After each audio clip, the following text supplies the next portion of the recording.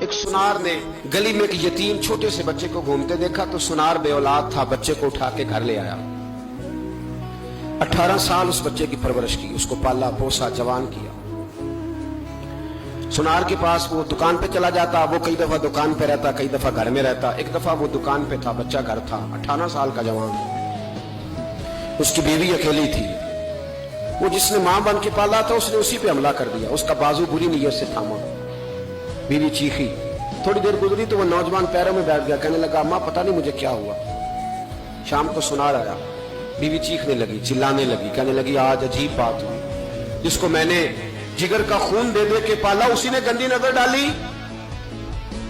سنار محو حیرت ہے، بیوی کا خیال تھا کہ لاٹھ اٹھائے گا، ڈنڈا اٹھائے گا، نوجوان کو مارے گا، لیکن وہ رونے لگ گیا۔ اس نے کہا آج اس نے میرا بازو تھاما ہے، جانے کیا کیا ہے؟ پریشان ہونے لگ گیا، سجدے میں گر گیا، کہا تو بتاتا کیوں نہیں؟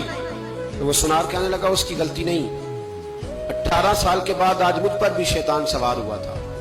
ایک عورت آئی تھی، وہ اپنے بازوؤں میں چوڑیاں پہننا چاہتی تھی تو میں نے بھی گندی نظر سے ہاتھ ڈالا تھا، رب کریم نے مجھے فوراً اس کی سزا دی۔ جن کے گھروں میں بیٹیاں ہوتی ہیں ان کی نظریں گندی نہیں ہوتی، جو بیٹیوں کے باپ ہوتے ہیں، جو بہنوں کے بھائی ہوتے ہیں، ان کی نظریں گندی۔